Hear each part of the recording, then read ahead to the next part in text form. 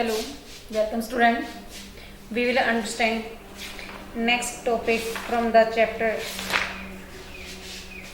the making of the global world. We are going to study in these points. First, a rise of mass production and consumption.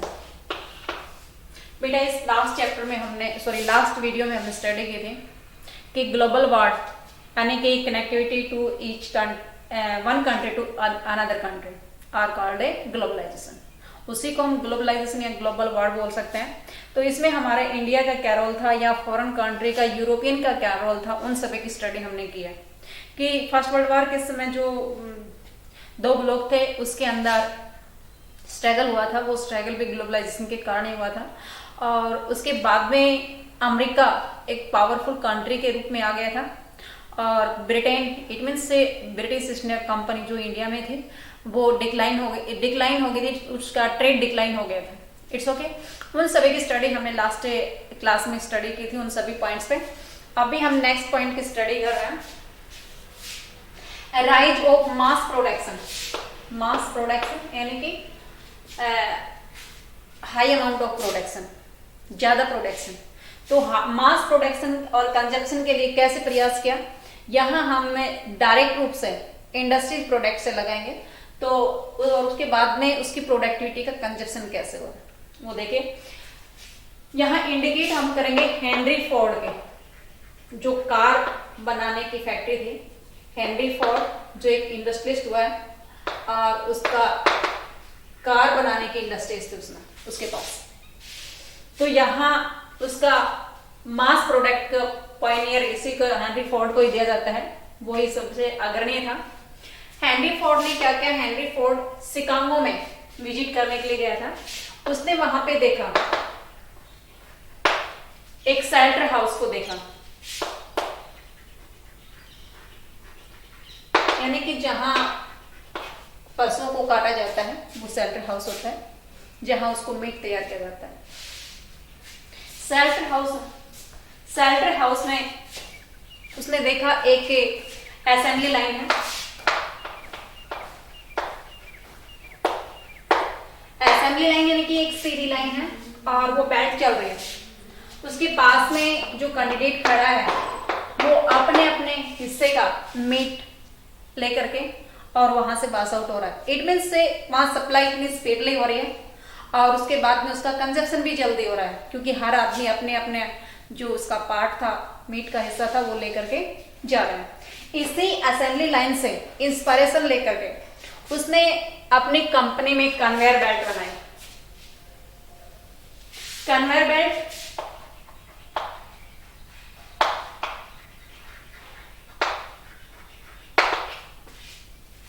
इस conveyor belt से उसने Detroit में उसकी company लगी हुई थी car product की. उसका प्लांट कहाँ लगा हुआ था, डेट्रॉइट में. डेट्रॉइट में उसका जो प्लांट था इसका कार प्रोडक्ट का, उस प्लांट्स में उसने कन्वेयर बेल्ट लगाई. इस कन्वेयर बेल्ट के पास यहाँ पे एक बेल्ट जो एक तरह से उसमें टेबल होती है, वो टेबल पे उसका जो भी इंस्ट्रूमेंट उनके पास होता था एक के बाद दूसरे के पास पहुंच जाता था. लाइक आपके पास यहाँ पे जो पर्सन है वो खड़े हैं. अब यहाँ से जो कन्वेयर बेल्ट चलेगी, यहाँ से जो भी काम तैयार होगा इसके हिस्से का आएगा या तैयार साथ साथ करके उसको आगे भेज देगा, इसके पास चला जाएगा. उससे आगे इसके अंदर जो इंस्ट्रूमेंट इसके पास लगेगा वो नेक्स्ट आगे भेज देगा. फॉर एग्जाम्पल पे आपके पास कंस्ट्रक्शन बिल्डिंग का लगा लीजिए. अगर आप अपने जो जीना होता है, स्टेयर होता है, लेडर होती है, उस पे अगर आप किसी आदमी को, वर्कर्स को 1 2 3 ऐसे लाइन में खड़ा करेंगे तो वहां से आपकी ब्रिक्स की सप्लाई इजीली होगी, एक के बाद दूसरे, दूसरे के बाद तीसरा, और वो उसके ये डिले नहीं हो सकती और टाइम वेस्ट नहीं हो सकता. अगर हम वहां उसी कैंडिडेट्स को, अगर हर एक आदमी को नीचे से ब्रिक्स लेकर के ऊपर बिल्डिंग तक अगर पहुंचाना होगा तो उसमें टाइम और डिले भी ज्यादा होगा, टाइम कंजप्शन ज्यादा होगा और लोग डिले भी कर सकते हैं. बट यहाँ जो कन्वेयर बेल्ट थी उसमें डिले का कोई चांस नहीं होता. It's okay.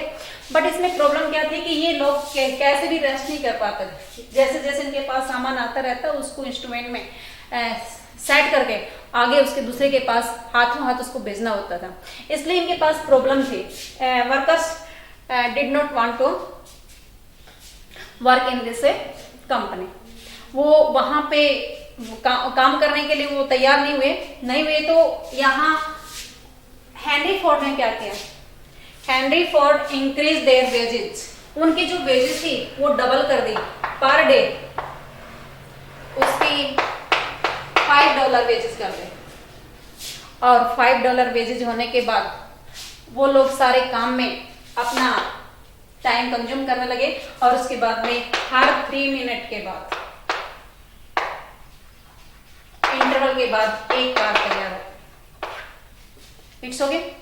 अब ये कार तैयार होगी, बट अब इसके बाद में कंजप्शन भी ज्यादा हो गया, क्योंकि अब वो जो $5 पर डे के हिसाब से उनके पास वेजेस था, उस वेजेस से उनकी इकोनॉमिक ग्रोथ हुई। अब वो जो वर्कर्स थे, workers was able to purchase this car के साथ साथ दूसरी जो रेफ्रिजरेटर थे, रेडियो, टेलीविजन, वॉशिंग मशीन, दूसरी जो अपने पास इंडस्ट्रीज का जो प्रोडक्ट होता है वो भी परचेज करने में वो सारी सक्सेस हो गए। ऐसे करके उनका मास प्रोडक्शन हुआ और कंजप्शन भी ज्यादा हो गया। It's okay. ये सारा सिस्टम जब हो गया तो उसके बाद में आगे का क्या होता है वो देखें। आगे आ गया ग्रेट डिप्रेशन।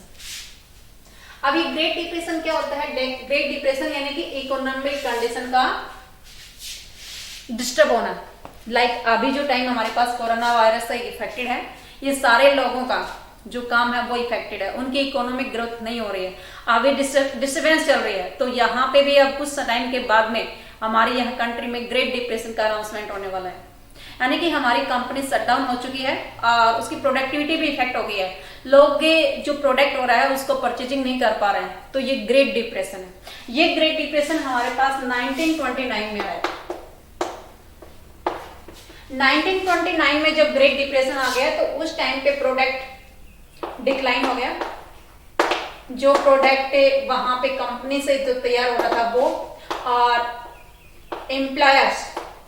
एम्प्लॉयमेंट की डेफिशिएंसी आ गई, वो भी डिक्लाइन हो गई, और इनकम भी इससे इफेक्टिव हुई। और उसके बाद में इनकम के साथ साथ एंड ट्रेड, ये सभी डिक्लाइन हो गए, ये सारा इससे इफेक्ट हो गया। ओके। अब ये सारा इफेक्ट होने के साथ हम यहाँ पे फर्स्ट रीजन तो इसका बताएंगे कि ओवर प्रोडक्शन ऑफ एग्रीकल्चर, क्योंकि हमने फर्स्ट वर्ल्ड वॉर में स्टडी की थी कि फर्स्ट वर्ल्ड वॉर जब स्टार्ट हुआ था तो ये 1914 से 1919 तक चला था। यहाँ पे हमने देखा कि फर्स्ट वर्ल्ड वॉर में जब 2 ब्लॉक हमने पढ़े हैं, अलायंस और सेंट्रल पावर, उसमें मैक्सिमम कंट्री इन्वॉल्व थी, और उनके जो वर्किंग कैपिटल थे यानी कि जो काम करने वाले यंग थे वो सारे उसमें बैटल पे या फ्रंट में काम करने वाले थे, मीन्स मोर्चे पे काम करने वाले थे, लड़ाई में एंगेज थे। उनकी जो प्रोडक्टिविटी इफेक्ट हो रही थी तो दूसरी कंट्री से उनके लिए माल सप्लाई हो रहा था, जैसे हमारे इंडिया से या दूसरी कंट्री से, कनाडा से, अमेरिका से, इन एरिया से उनके पास से एग्रीकल्चर प्रोडक्ट पहुंच रहा था। अब वो जो प्रोडक्शन बाद में जब ये फर्स्ट वर्ल्ड वॉर खत्म हो गया तो उसके after finishing this first world war, Britain's या European public involve in agriculture production. अब वो एग्रीकल्चर प्रोडक्शन में जब इन्वॉल्व हो गए तो उनकी प्रोडक्टिविटी अपने आप ही बढ़ गई, यानी कि European government did not purchase grains from other country. अब नहीं परचेज करेंगे तो उनके पास ओवरफ्लो हो गया, तो हम क्या बताएंगे? Over production of agriculture. ये इसका मेन रीजन था, क्योंकि एग्रीकल्चर का प्रोडक्शन ज्यादा हो गया, तो ज्यादा होने के बाद उसके जो प्राइसेस थे वो लेस हो गए। दूसरा रीजन हम बताएंगे कि हमने ये देखा था 1919 जो फर्स्ट वर्ल्ड वॉर फिनिश हुआ था तो ब्रिटेन ने वो कर्जा लिया था, इट मीन से लोन लिया था, वो बोरो किया था, वो लोन लिया था, वो कहां से लिया था?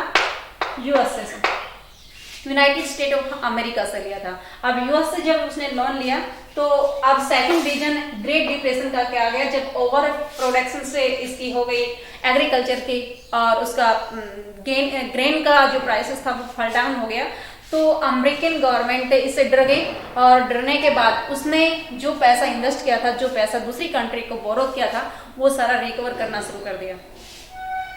अब उनका जो पैसा रिकवर हुआ कुछ नहीं हुआ, रिकवर होते ही अब वो इफेक्ट कंपनीज पे पड़ा। तो कंपनीज थी वो शट डाउन हो गई और बिजनेस था वो क्लैश हो गया। जिस प्रकार का भी, क्योंकि लोन लेकर के जो आदमी काम कर रहे थे वो सारा बैंकरूप्ट हो गए, बैंक का दिवालिया घोषित कर दिया गया। आदि आदि ये सारे इफेक्ट रहे, यानी कि इन सभी के कारण ग्रेट डिप्रेशन और ज्यादा गहरा होता चला गया।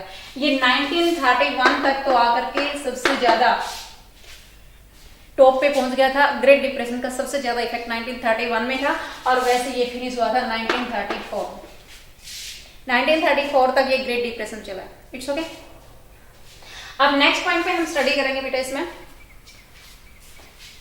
India and the great depression. India के ऊपर क्या इफेक्ट रहा, अभी तो हमने वर्ल्ड में देखा है, और इंडिया के ऊपर क्या इफेक्ट रहा। तो 1929, हाफ ऑफ 1929 यानी कि आधी जब ये सेंचुरी चली गई थी, उसके बाद में 1934 तक उनका जो ट्रेड था वो 50% रह गया, और जो वहीट की कॉस्ट थी वो भी डिक्लाइन हो गई। इन सभी की 50% है तो इसकी वहीट की कॉस्ट और 50% उसका जो ट्रेड था वो डिक्लाइन हो गया।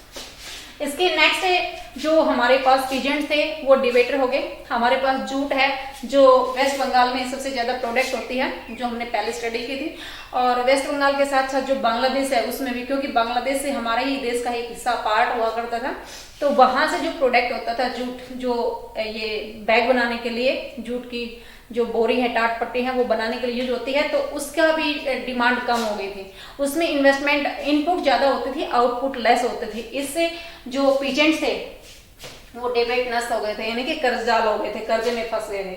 उस टाइम एक इकोनॉमिक्स हुआ है, इकोनॉमिक्स जो हमारे पास इसके बारे में जानता है कि हमारी इकोनॉमिक कंडीशन आगे कैसी रहेगी, कैसे चलेगी, इन सभी पे अपने थॉट्स देने वाला जो आदमी है वो इकोनॉमिक्स होता है। तो जो इकोनॉमिक्स थे, जो इसके अंदर फेमस था वो था मेनार्ड कोयन्स।